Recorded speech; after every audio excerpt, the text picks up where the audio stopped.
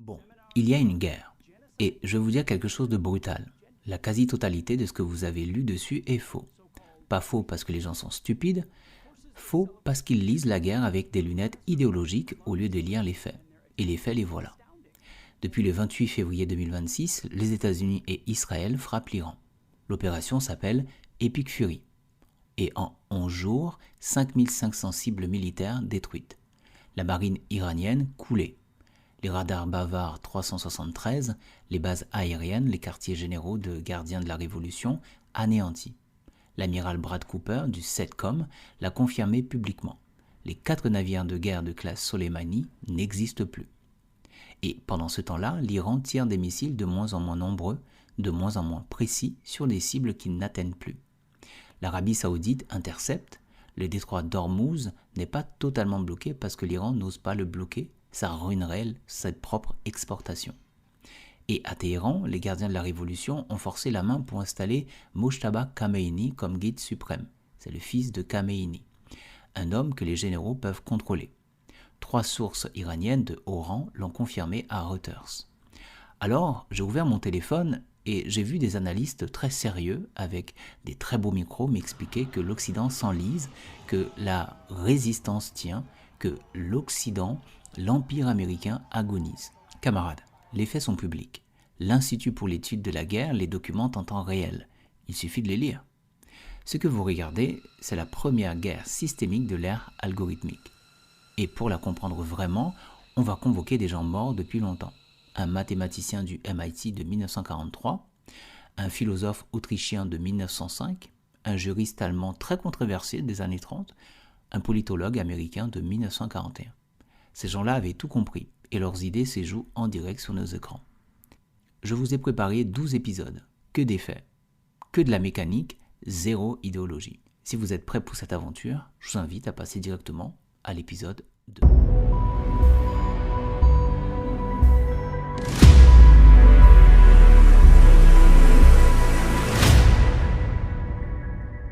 Aujourd'hui, on parle d'un mathématicien du MIT qui, en 1943, a résolu un problème de canon anti-aérien et qui, ce faisant, a inventé le cadre conceptuel qui explique pourquoi l'Iran s'est fait détruite en 11 jours en 2026.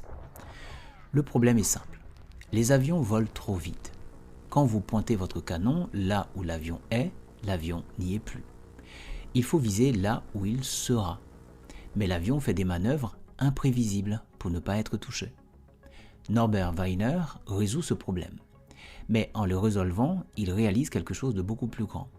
Vous ne pouvez pas séparer le canon, le radar, le tireur et l'avion cible.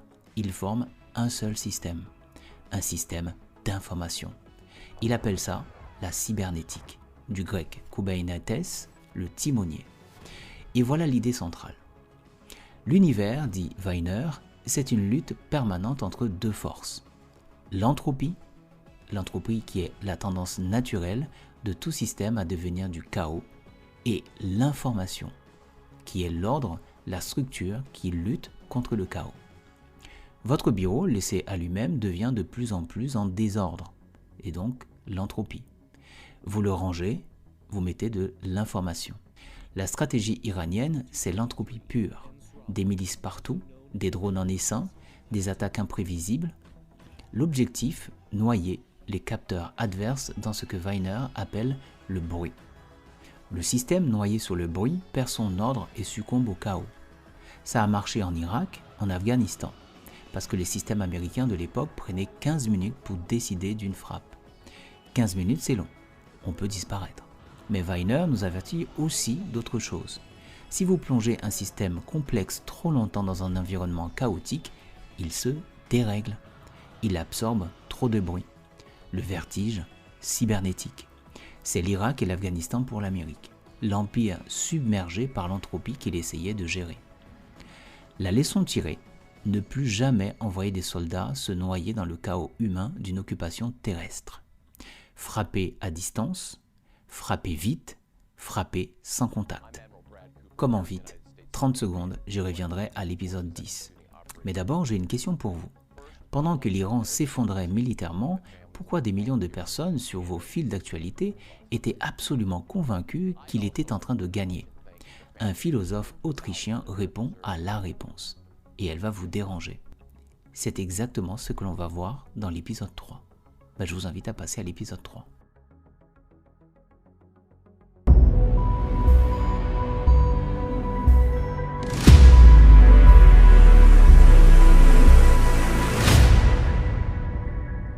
Et là, on va parler de quelque chose qui va froisser des gens. Pourquoi, pendant qu'un pays perdait 5500 cibles militaires en jour, des millions d'observateurs sur X, Telegram, YouTube, TikTok étaient absolument convaincus que l'axe de la résistance était en train de vaincre? Ce n'est pas de la stupidité, c'est de la physique cognitive. Et un philosophe autrichien nommé Edmund Husserl l'avait décrite avec une précision chirurgicale en 1905. Husserl fonde la phénoménologie, avec une question qui n'a l'air de rien. Comment la réalité se donne-t-elle à nous? La question, c'est pas « qu'est-ce que la réalité ?», mais comment celle-ci nous apparaît. Il commence par décrire ce qu'il appelle l'attitude naturelle, qui serait notre état par défaut. On croit que le monde existe tel que l'on le voit, de façon absolue, indépendante de nous.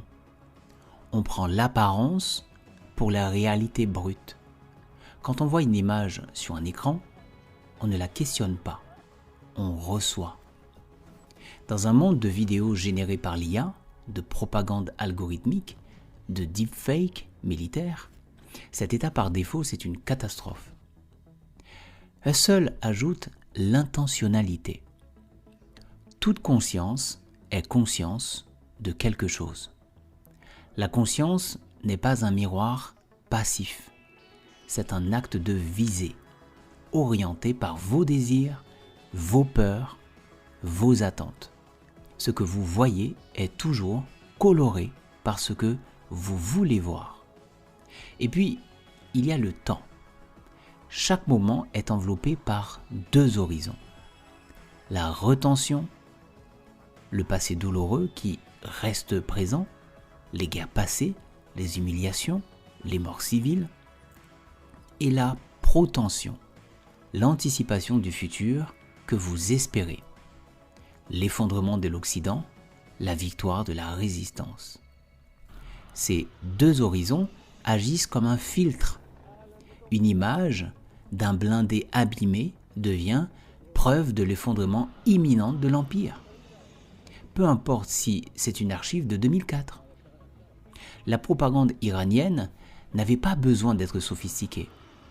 Elle avait besoin juste d'activer vos retentions douloureuses et nourrir vos protensions espérées. Le reste, votre cerveau le faisait tout seul. Pendant ce temps, dans le monde physique, les algorithmes de Palantir détruisaient une cible toutes les 30 secondes.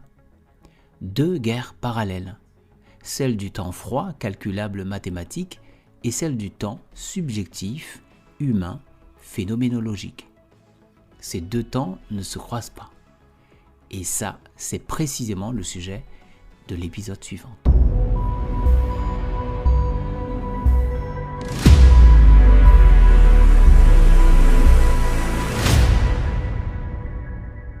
Voici quelque chose que personne ne vous dit sur cette guerre. L'Iran et les États-Unis ne se battaient pas dans le même temps. Pas la même stratégie, pas le même territoire, le même temps. Isaac Newton, XVIIe siècle. Pour lui, le temps est absolu, mathématique, réversible. Le temps des horloges, quoi. Si vous connaissez la position d'un objet et sa vitesse à l'instant t, vous calculez exactement où il sera à temps plus 1. Prévisible, contrôlable, froid. C'est le temps de la machine de la guerre américaine. Un satellite détecte une cible, l'algorithme calcule la trajectoire, 30 secondes, il y a une frappe, c'est mécanique. Henri Bergson, un philosophe français du XXe siècle, il démontre qu'il existe un autre temps, la durée, qualitatif, imprévisible, le temps de la conscience humaine, de la créativité, de la vie, le temps météorologique, la perturbance, l'orage, quoi. Dans la durée bergsonienne, le futur n'est jamais la répétition calculable du passé. Il se passe toujours quelque chose de nouveau. La stratégie iranienne reposait entièrement là-dessus. des vedettes rapides, imprévisibles, des milices décentralisées qui agissent de façon autonome, des attaques asymétriques inattendues. L'objectif, créer une turbulence tellement chaotique que les algorithmes du Pentagone ne puissent plus calculer le prochain coup. Et en Irak, en 2004, ça avait marché. Parce que la chaîne de décision américaine prenait 15 minutes. La turbulence bergsonienne avait le temps de se déployer. Mais voilà ce qui a changé. L'IA a permis à l'Amérique d'accélérer son temps newtonien, jusqu'à un point inédit, en réduisant la boucle de décision de 15 minutes à 30 secondes. La kill web frappe avant même que la turbulence iranienne n'ait le temps de se déployer. Le chaos n'est pas vaincu par une meilleure armée. Il est congelé par un adversaire qui traite l'information plus vite que vous pourrez créer de l'imprévisibilité. C'est la mort de la guérilla asymétrique face à l'IA en temps réel. C'est Bergson qui perd contre Newton, boosté à la Silicon Valley. Mais alors, si l'Amérique peut tout ça, pourquoi n'a-t-elle pas envahi et changé le régime comme elle l'avait fait en Irak en 2003 ? Un juriste allemand très controversé a une réponse qui va vous surprendre. Et ça, c'est dans l'épisode 5.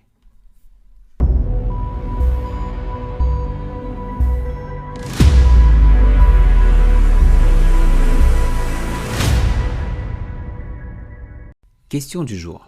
Pourquoi les États-Unis n'ont-ils pas envahi l'Iran ? Parce que ce n'est pas une question de capacité militaire. On a vu ce que la machine américaine peut faire en 11 jours. La question c'est, pourquoi choisir de ne pas occuper ? La réponse la plus honnête vient d'un juriste allemand des années 30 nommé Carl Schmitt. Auteur controversé, associé au régime nazi, je le signale clairement. Mais ces outils pour analyser le pouvoir restent redoutablement précis. Et en géopolitique, on utilise les outils qui fonctionnent. Pour Carl Schmitt, l'essence de toute politique repose sur une distinction fondamentale, l'ami et l'ennemi.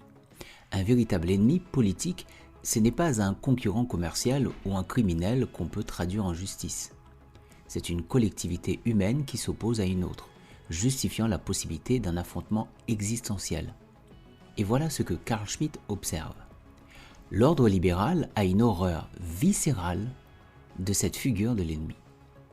Le libéralisme cherche à dépolitiser le monde en permanence. Il préfère transformer l'ennemi en concurrence économique qu'on bat sur le marché ou en déviant logistique qu'on gère par des sanctions. Regardez ce qu'a fait l'Amérique avec l'Iran. Pas d'invasion, pas d'occupation, juste une exclusion du SWIFT, blocage des importations pétrolières, gel des actifs. Et pour la dimension militaire, destruction des capacités comme on enlèverait un obstacle routier, puis retrait immédiat. L'Iran a été traité comme un problème de tuyauterie, pas comme un ennemi. Mais Carl Schmitt nous permet de voir la conséquence la plus insidieuse de cette approche. En refusant à l'Iran la dignité d'un ennemi politique en ne l'occupant pas, l'Amérique a laissé les gardiens de la révolution face à un vide existentiel absolu. Comme il n'y a plus d'ennemis américains à combattre sur le sol iranien, comme il n'y a plus la capacité de projection extérieure, les gardiens de la révolution s'est retourné vers la seule cible encore à sa portée, sa propre population. L'ingénierie libérale n'a pas détruit le régime iranien, camarades. Elle l'a forcé à se détruire lui-même. Ce processus d'autodestruction, un politologue américain l'avait décrit avec une précision clinique en 1941. Et il lui avait donné un nom très précis. Et ça, c'est ce qu'on va essayer de voir dans l'épisode 6.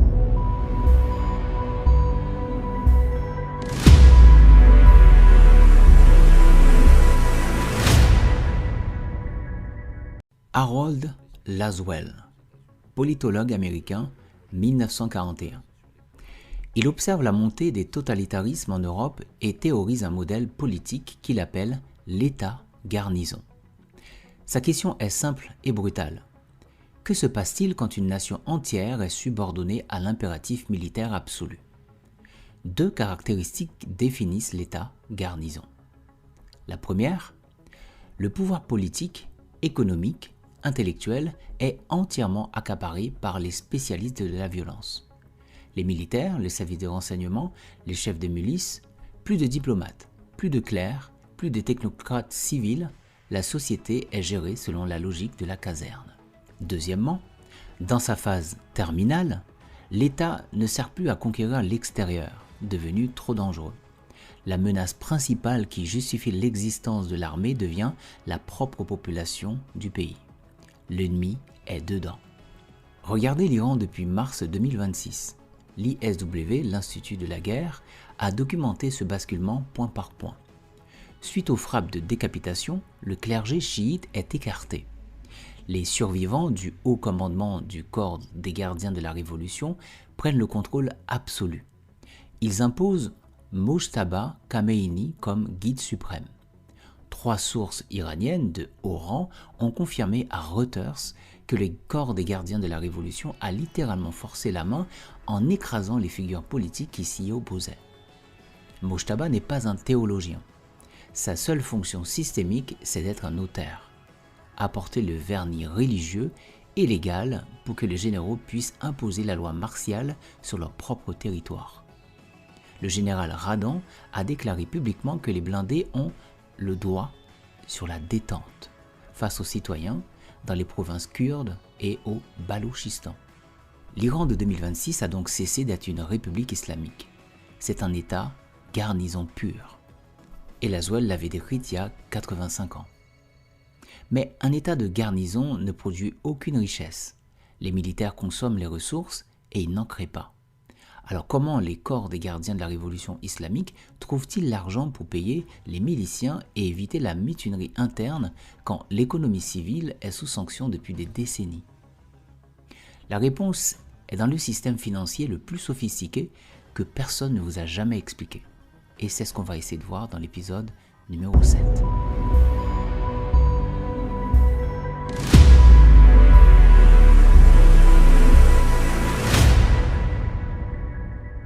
On parle argent, on parle prédation financière à une échelle que la plupart des gens n'imaginent pas. L'Iran est sous sanction depuis des décennies. Son économie civile s'effondre. Hyperinflation, faillite bancaire, pauvreté de masse, et pourtant le corps des gardiens de la révolution survit, paye ses miliciens, maintient l'ordre. Comment? Il y a 2 réservoirs financiers dans l'ombre de l'économie iranienne, tous deux exemptés d'impôts, soustraits au contrôle du Parlement.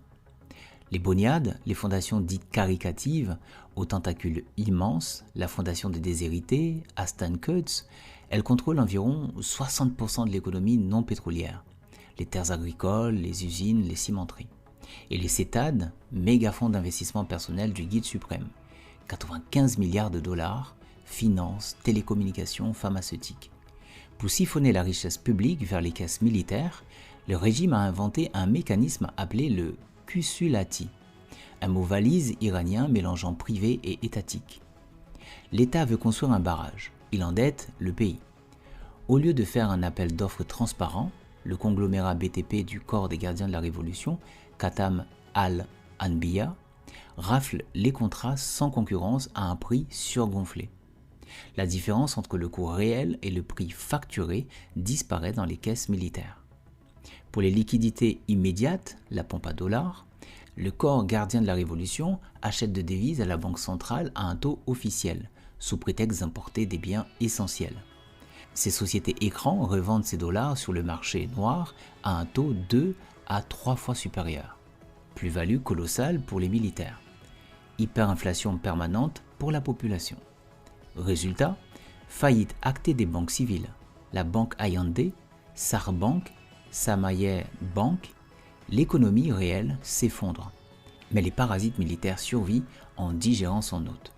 Qu'en est-il de l'empire extérieur, le réseau des milices du Yémen et au Liban? La thermodynamique a une réponse très froide pour ce qui arrive quand un centre cesse d'alimenter sa périphérie.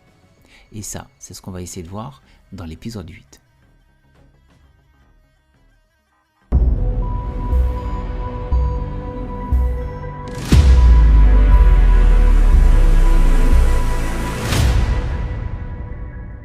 Thermodynamique appliquée à la géopolitique.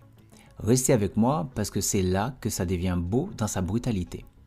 La thermodynamique, enseigne une loi simple.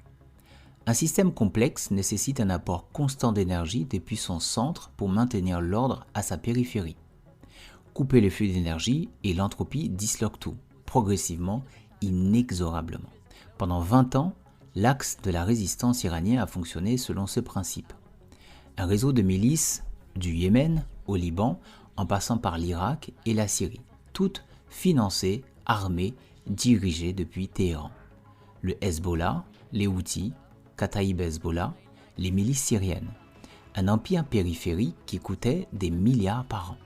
En mars 2026, quand l'État garnison se renferme sur lui-même pour payer la répression interne, quelque chose de parfaitement prévisible se produit. Le centre n'émet plus d'énergie vers l'extérieur. Le flux s'arrête. L'ISW a documenté les conséquences cliniques de cette asphyxie. Sans financement de Téhéran et sans la couverture des missiles balistiques iraniens désormais détruits et les milices périphériques se retrouvent livrées à la politique locale impitoyable, le cas du Hezbollah libanais, sans argent frais, impossible d'épayer les combattants, impossible de corrompre les élites locales. L'ISW note le retournement. Le mouvement chiite Amal, allié traditionnel du Hezbollah, vote désormais contre l'activité militaire de l'organisation. Kataïb Hezbollah, en Irak, doit menacer la Syrie pour tenter de maintenir son influence au Liban, relevant la panique et l'atomisation des proxys. L'empire périphérique iranien ne s'est pas effondré sur des frappes directes. Il s'est effondré sur la nécrose financière provoquée par la mutation de l'État garnison. Et l'Amérique n'a pas déployé un seul bataillon au Liban, en Irak ou au Yémen. C'est la doctrine du stand-off, née d'une autocritique radicale. L'histoire de cette doctrine, c'est un rapport que le Pentagone s'est envoyé à lui-même et qui mérite qu'on s'y attarde. Et ça, c'est ce qu'on va découvrir dans l'épisode numéro 9.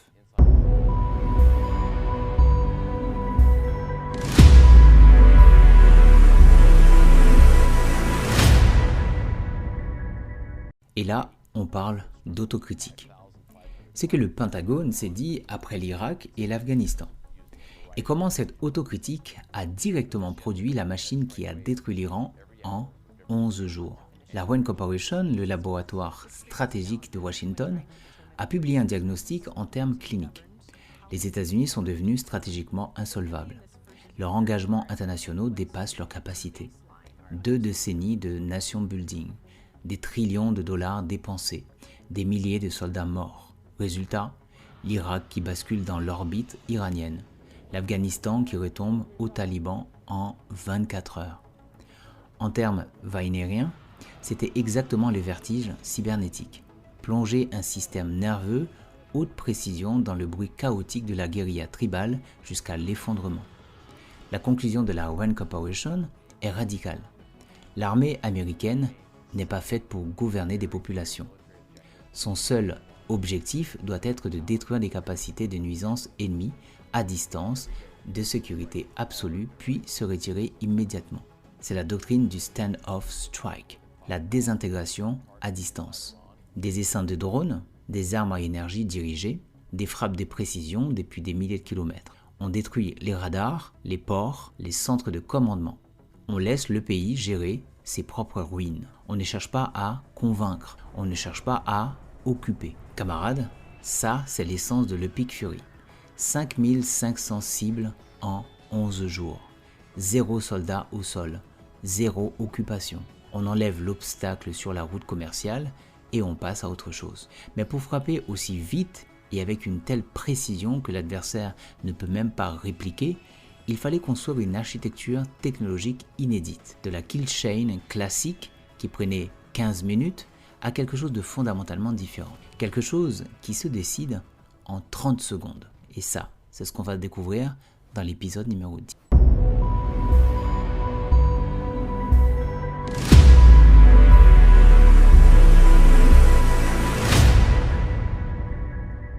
La JADC2, la Joint All Domain Command and Control, l'acronyme qui redéfinit l'art de la guerre. Accrochez-vous parce que là, on rentre dans le concret. Pour comprendre ce que c'est, il faut comprendre ce qu'il remplace. La kill chain classique. Pour détruire une cible, il y avait une chaîne linéaire. Un capteur détecte une menace, il transmet à un centre de commandement, le commandement analyse, consulte la hiérarchie, demande une autorisation, ordonne le tir. 10 à 15 minutes. Un ennemi mobile avait le temps de disparaître. La guérilla se dissolvait. La turbulence bergsonienne se déployait. La JADC2 pulvérise ce modèle.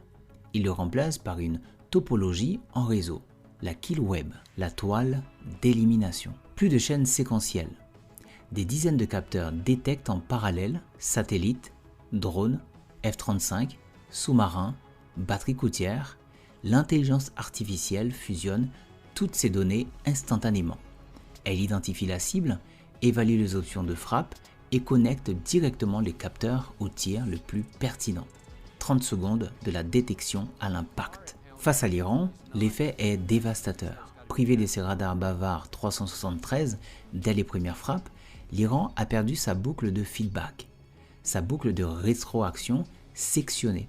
En tentant de riposter à l'aveugle, ces missiles partaient dans tous les sens, épuisant un arsenal limité sans jamais atteindre quoi que ce soit. La volonté même de riposter devenait un mécanisme de l'autodestruction. L'amiral Brad Cooper n'a pas seulement vaincu l'Iran militairement, camarades.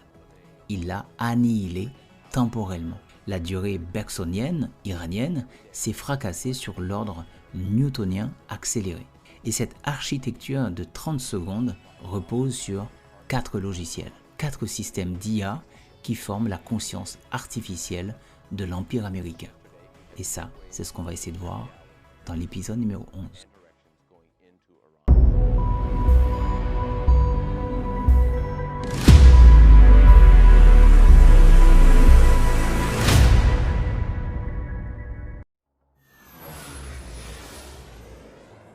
On parle des logiciels qui ont gagné la guerre. Parce que cette guerre ne s'est pas gagnée avec de l'acier. Elle s'est gagnée avec du code. 4 systèmes. 1. Ventor. Anciennement Maxar. Les yeux, l'imagerie satellitaire en haute résolution. Disponible en temps réel sur n'importe quel point du globe. Vous voulez voir ce qui se passe dans un hangar militaire à Ispahan à 3h du mat'? Ventor vous le montre. 2. Projet Maven, développé par le Pentagone. C'est le cerveau analytique. Il applique le deep learning à ces flux d'images. Au lieu d'analystes humains qui regardent des heures de vidéos pour repérer un lance-missile camouflé sous un filet, les algorithmes de Maven analysent des milliers d'heures par jour et isolent les anomalies en quelques secondes. 3. Palantir Gotham, le centre de fusion absolu du renseignement. Ce logiciel abrège les données géospatiales, les communications interceptées, le renseignement humain, les signaux électromagnétiques. Il extrait une carte prédictive à partir du chaos informationnel ennemi. En termes weinériens, Palantir Gotham accomplit littéralement la fonction du démon des Maxwell. Il trie l'entropie pour produire une information parfaite. Zéro bruit, que de l'ordre. Et enfin, 4. Lattice OS, développé par Anduril Industries, le système nerveux autonome. Il coordonne les essaims de drones et les systèmes de défense aérienne. L'armée américaine opère désormais au niveau humain on the loop. L'IA identifie la menace, calcule la solution de frappe, recommande l'action, le commandant humain approuve ou annule en quelques secondes.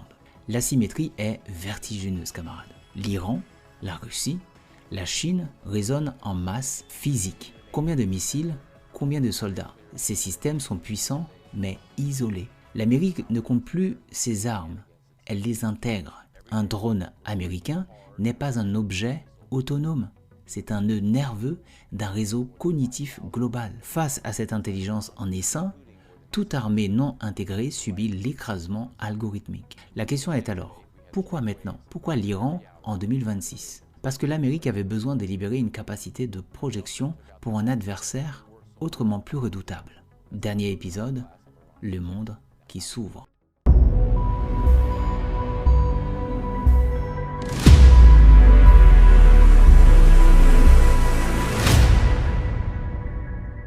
Dernier épisode.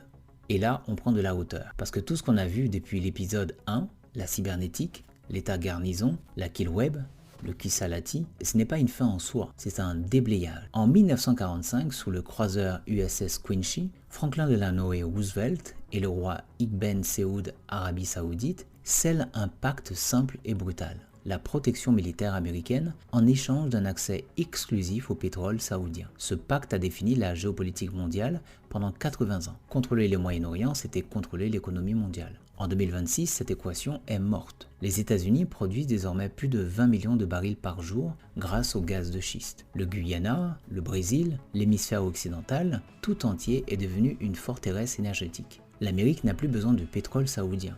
La menace d'un blocus d'Ormuz est un chantage sensible. L'Iran ne peut même pas le bloquer sans ruiner ses propres exportations. L'Arabie Saoudite a pris acte de ses désintérêts américains. Elle se tourne vers son premier client réel, la Chine. Achat de brut en yuan, accord de swap entre banques centrales, conversion possible en or sur la bourse de Shanghai, le pétro-yuan. C'est la fin d'un dogme et l'Amérique laisse faire. Parce qu'elle a compris que la véritable source de la puissance n'est plus dans le sous-sol terrestre, elle est dans l'architecture des réseaux. L'IA consomme une énergie électrique titanesque. Les méga data centers demandent une puissance que les centrales conventionnelles ne peuvent pas fournir, d'où la course à la fusion nucléaire commerciale pour alimenter la suprématie computationnelle. Et voilà pourquoi l'Amérique a refusé d'occuper l'Iran, pour libérer sa flotte. En transformant l'Iran en état garnison autophage, en soldant les dossiers iraniens sans présence terrestre, le Pentagone a libéré une capacité de projection colossale qui bascule intégralement vers la mer de Chine méridionale